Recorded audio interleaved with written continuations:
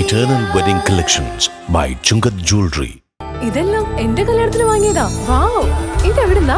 MV Chacko golden diamonds Angamaly. വേനൽ ചൂടിൽ വെന്തുരുകി ജനങ്ങൾ. പെരുന്നാൾ സീസൺ ആയിട്ട് പോലും കച്ചവടം തീരെ കുറവാണെന്ന് വ്യാപാരികൾ.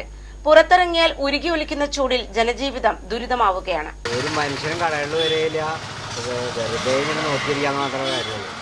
കച്ചവടം പൊതുവെ കാരണം താഴേക്ക് പോയേക്കണം എല്ലാവർക്കും. അത് ഈ വെയിൽ അറിയാൻ മാത്രമേ ആൾക്കാരുണ്ടാവുള്ളൂ. അത് കാരണം കച്ചവട മേഖല ആകെ പൊതുവെ ഇത്രയും ഫെസ്റ്റിവൽ സമയമായിട്ട് ഇപ്പോൾ ഇതിൻ്റെ വിഷുവിൻ്റെയും മറ്റേ ഇവരുടെ മുസ്ലിംസിൻ്റെ പെരുന്നാളല്ലേ, എന്നാൽ കൂടി കടകളിൽ ആളില്ലാത്തുള്ളൊരു ഇത് തന്നെ. ഫുൾ ടൈം ഫാനോടാണ്, അതിനെ പറ്റി പറയേണ്ട കാര്യമില്ല. വീടുകളിലായാലും ആൾക്കാർക്ക് AC ഒഴിവാക്കാണ്ട് ഇപ്പോൾ കിടന്നുറങ്ങാൻ വരെ പറ്റാത്ത ഒരു പരിസ്ഥിതിയാണ്. ഇതിപ്പോൾ എന്താ ചെയ്യാം, പ്രകൃതിയുടെ ഒരു വിരോധാഭാസം എന്ന് പറയുന്നത്. ഇനിയിപ്പോൾ ഇതിൻ്റെ ഇരട്ടി മഴയുണ്ടാവുമെന്ന് പറയണേ കേട്ടോ ഇന്നത്തെ വാർത്തയിൽ വായിച്ചപ്പോൾ. ഇതിപ്പോൾ കറണ്ട് മൊത്തത്തിൽ കൂടാണ്. കാരണം ഫാൻ ഇട്ടാലും അതിന് മാത്രം ചൂടാണ് ഇവിടെ അനുഭവപ്പെടുന്നത്. കാരണം റോട്ടിൽ നിന്നുള്ള പാളിച്ച, അതുപോലെ തന്നെ കാലത്തൊടുങ്ങി വെയിലാണ്, അതിന് മാത്രം ചൂടാണ് ഇപ്പോൾ അനുഭവപ്പെടുന്നത്. ഫാൻ ഇട്ടുകൊണ്ട് യാതൊരു കാര്യമില്ല. ചൂടുകാറ്റാണ് ഇപ്പോൾ നമുക്ക് കിട്ടുന്നത്. കാലത്തൊട്ട് വൈകുന്നേരം വരെ നമ്മൾ ചൂടുകാറ്റ് അനുഭവിച്ചുകൊണ്ടിരിക്കുകയാണ്.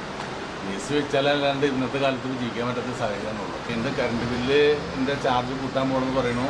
അപ്പോൾ ഈ സമയത്ത് നമ്മൾ സാധാരണ ഇതിലിപ്പോൾ ഉപയോഗിക്കുന്നതിൻ്റെ ഇരട്ടി കറണ്ടാണ് ഉപയോഗിക്കേണ്ടി വരുന്നത്. കാരണം വെച്ച് കഴിഞ്ഞാൽ ഈ മാതിരി കറണ്ട് ഉപയോഗിക്കാതിരിക്കാൻ പറ്റാത്തൊരവസ്ഥയാണ് ഇപ്പോൾ ഈ ചൂട് കാരണം. ചൂടിനെ അതിജീവിക്കേണ്ടത് മനുഷ്യൻ്റെ ആവശ്യമാണ്. കച്ചവടം ചെയ്യാൻ പറ്റാത്തൊരവസ്ഥയിലാണ് ഇപ്പോഴത്തെ അവസ്ഥ. കാരണം വീട്ടിൽ നിന്ന് ഈ വെയിലത്ത് വരെ വൈകിട്ട് വീട്ടിലേക്ക് പോകാവുന്ന കാര്യം, റോട്ടിൽ കൂടെ പോകുന്ന കാര്യങ്ങൾ ഭയങ്കര കഷ്ടത്തിലാണ്. ദൂരത്തിൻ്റെ കൂടെ ഇരിക്കാൻ നോക്കിയില്ല, കസ്റ്റമേഴ്സ് കുറവുണ്ട്.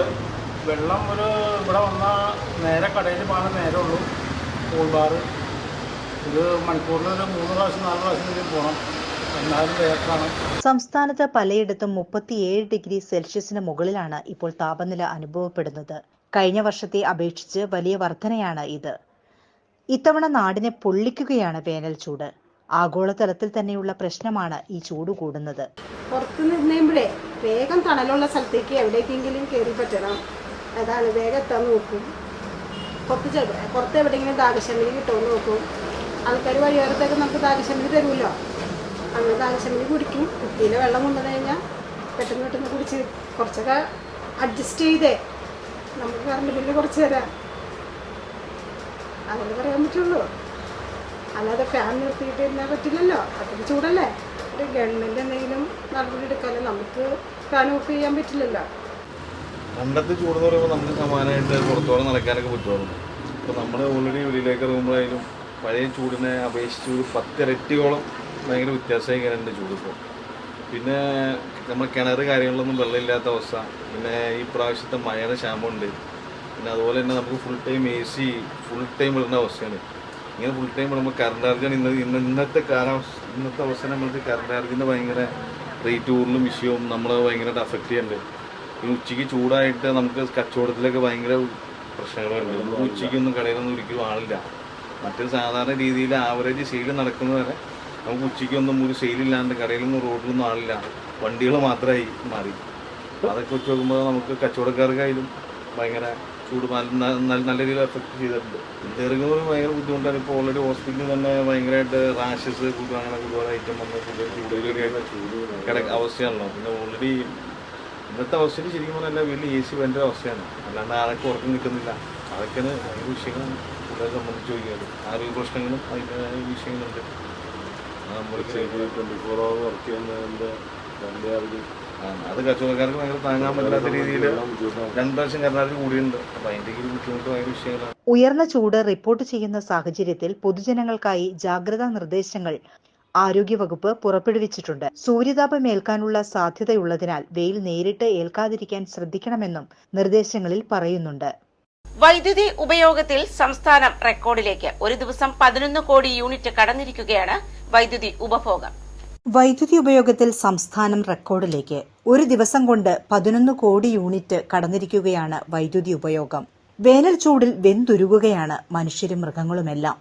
വീടിനകത്തോ ജോലിസ്ഥലത്തോ എവിടെയായിരുന്നാലും ഫാനും AC യുമെല്ലാം ഒഴിവാക്കുന്ന കാര്യം ഓർക്കാനേ കഴിയാതായി. അവധിക്കാലമാണെങ്കിലും വീട്ടിൽ നിന്നും പുറത്തിറങ്ങി കളിക്കാൻ പറ്റാതെ കുട്ടികളും വിഷമിക്കുന്നു. അകത്തിരുന്നാൽ ഫാനും AC-യുമെല്ലാം ഓഫാക്കാനും കഴിയില്ല. പിന്നെങ്ങനെയാണ് വൈദ്യുതി ഉപഭോഗം കുറയുക? സംസ്ഥാനത്ത് ഒരു ദിവസം 11 കോടി യൂണിറ്റ് ഉപയോഗിച്ച് ചരിത്ര റെക്കോർഡിലെത്തിയിരിക്കുകയാണ് വൈദ്യുതി ഉപഭോഗം. തണുത്ത വെള്ളവും ജ്യൂസുമൊക്കെയാണ് ചൂടിൽ അല്പമെങ്കിലും ആശ്വാസം തരുന്നത്. ഫ്രിഡ്ജും മിക്സിയുമെല്ലാം നല്ല ഓട്ടത്തിലാണ്. വൈദ്യുതി നിരക്ക് ഭയന്നാലും ഒന്നും ഒഴിവാക്കാൻ കഴിയാത്ത അവസ്ഥ. ഇത്രയും ഉയർന്ന ആവശ്യകത വൈദ്യുതി ബോർഡിനെയും പ്രതിസന്ധിയിലാക്കിയിരിക്കുകയാണ്. ഉപഭോഗം വർദ്ധിച്ചെങ്കിലും ഉൽപാദനത്തിൽ മാറ്റമുണ്ടായിട്ടില്ല എന്നതാണ് കാരണം. 20 ദശലക്ഷം യൂണിറ്റ് വൈദ്യുതി മാത്രമാണ് സംസ്ഥാനത്തെ ജലവൈദ്യുത പദ്ധതികളിൽ നിന്ന് ഉൽപ്പാദിപ്പിക്കുന്നത്.